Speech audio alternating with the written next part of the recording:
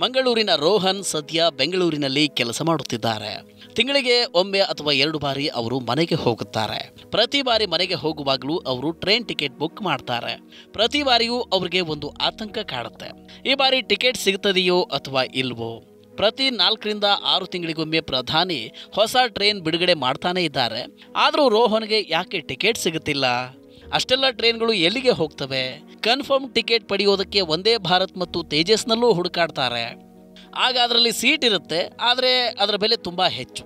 ಜೇಬಿನ ಬಗ್ಗೆಯೂ ಸ್ವಲ್ಪ ನಾವು ಯೋಚನೆ ಮಾಡಬೇಕಲ್ಲ. ಅಂತಿಮವಾಗಿ ಜನರಲ್ ಕಂಪಾರ್ಟ್ಮೆಂಟ್ನಲ್ಲಿ ಬ್ಯಾಗ್ ಇಟ್ಕೊಂಡು ಕುಳಿತುಕೊಳ್ಳುವಂತಾಗತ್ತೆ. ರೋಹನ್ ಹಾಗೇನೆ ಕೋಟ್ಯಾಂತರ ಜನರು ಪ್ರತಿದಿನ ಓಡಾಡೋದಕ್ಕೆ ಟ್ರೈನ್ ಬಳಕೆ ಮಾಡ್ತಾರೆ. ಈ ಪೈಕಿ ಬಹುತೇಕರು ಸಾಮಾನ್ಯ ಜನ. ಅವರಿಗೆ ಐಷಾರಾಮಿ ರೈಲಿನಲ್ಲಿ ಓಡಾಡೋದಕ್ಕೆ ತುಂಬ ಹಣ ಖರ್ಚು ಮಾಡೋದಕ್ಕೆ ಸಾಧ್ಯ ಆಗೋದಿಲ್ಲ. ಕಾನ್ಪುರದಿಂದ ದೆಹಲಿಗೆ ತೇಜಸ್ ಎಕ್ಸ್ಪ್ರೆಸ್ನಲ್ಲಿ ಚೇರ್ ಕಾರ್ ಟಿಕೆಟ್ಗೆ 1749 ರೂಪಾಯಿ ಆಗುತ್ತೆ. ಇದರಲ್ಲಿ 555 ರೂಪಾಯಿ ಡೈನಾಮಿಕ್ ಚಾರ್ಜ್ ಕೂಡ ಸೇರಿರುತ್ತೆ. ಇನ್ನು ಸ್ವರ್ಣ ಶತಾಬ್ದಿಯಲ್ಲಿನ ಚೇರ್ ಕಾರ್ ಟಿಕೆಟ್ 1840 ರೂಪಾಯಿ ಇದೆ. ಸೂಪರ್ ಫಾಸ್ಟ್ ಟ್ರೈನಲ್ಲಿ 3 AC ಯಿಂದ 1 AC ವರೆಗೆ 775 ರೂಪಾಯಿಯಿಂದ 1815 ರೂಪಾಯಿವರೆಗೆ ಟಿಕೆಟ್ ರೇಟ್ ಇದೆ. ತೇಜಸ್ ಚೇರ್ ಕಾರ್ನ ದರ ಶತಾಬ್ದಿಗಿಂತ 509 ರೂಪಾಯಿ ಹೆಚ್ಚು. ಇನ್ನು ಸೂಪರ್ ಫಾಸ್ಟ್ 3 AC ಮತ್ತು 2 AC ಸೀಟ್ಗೆ 974 ರೂಪಾಯಿ ಮತ್ತು 650 ರೂಪಾಯಿ ಹೆಚ್ಚಾಗುತ್ತೆ. ಫೆಬ್ರವರಿ 1ಕ್ಕೆ ಮಧ್ಯಂತರ ಬಜೆಟ್ ಮಂಡನೆ ಆಗುತ್ತೆ. ಇದು ಎಲೆಕ್ಷನ್ ಬಜೆಟ್. ಏಪ್ರಿಲ್ ಮೇನಲ್ಲಿ ಎಲೆಕ್ಷನ್ ನಡೆಯುತ್ತೆ. ಹೀಗಾಗಿ ರೋಹನ್ನಂತಹ ಲಕ್ಷಾಂತರ ಜನ ಬಜೆಟ್ ಅನ್ನ ಆಸೆಯ ಕಣ್ಣುಗಳಿಂದ ನೋಡುತ್ತಿದ್ದಾರೆ. ಮಧ್ಯಂತರ ಬಜೆಟ್ನಿಂದ ರೋಹನ್ಗೆ ಬೇಕಿರುವ ಮೊದಲ ಗ್ಯಾರಂಟಿ ಅಂದರೆ ವಂದೇ ಭಾರತ್ ಮತ್ತು ತೇಜಸ್ನಂತಹ ಪ್ರೀಮಿಯಂ ಟ್ರೈನ್ಗಳ ಟಿಕೆಟ್ ಬೆಲೆ ಇಳಿಕೆ ಮಾಡೋದು. ಇದರಿಂದಾಗಿ ಸಾಮಾನ್ಯ ಜನರು ಕೂಡ ಪ್ರಯಾಣವನ್ನ ಮಾಡಬಹುದು. ಇದು ಸಾಧ್ಯವಿಲ್ಲ. ಎರಡನೆಯ ಗ್ಯಾರಂಟಿಯಾಗಿ ಬ್ಯೂಸಿ ರೂಟ್ಗಳಲ್ಲಿ ಸೂಪರ್ ಫಾಸ್ಟ್ ಟ್ರೈನ್ಗಳ ಫ್ರೀಕ್ವೆನ್ಸಿಯನ್ನ ಹೆಚ್ಚು ಮಾಡಬೇಕು.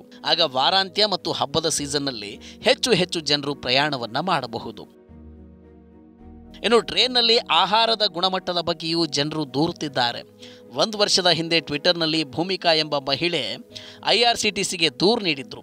ದಿನದಿಂದ ದಿನಕ್ಕೆ ಟಿಕೆಟ್ ಬೆಲೆ ಏರುತ್ತಿದ್ದರೂ ಪ್ಯಾಸೆಂಜರ್ಗಳಿಗೆ ಕೊಡುವ ಆಹಾರದ ಗುಣಮಟ್ಟ ಸುಧಾರಿಸಿಲ್ಲ. ಇಂತಹ ದೂರುಗಳು ಸೋಷಿಯಲ್ ಮೀಡಿಯಾದಲ್ಲಿ ಪದೇ ಕಾಣಿಸಿಕೊಳ್ಳುತ್ತಿವೆ. ಹೀಗಾಗಿ ರೋಹನ್ಗೆ ಬೇಕಿರುವ 3ನೆಯ ಗ್ಯಾರಂಟಿ ಅಂದರೆ ಟಿಕೆಟ್ ದರ ಹೆಚ್ಚಿದ್ರೂ ಆಹಾರದ ಗುಣಮಟ್ಟವು ಉತ್ತಮವಾಗಿರಬೇಕು.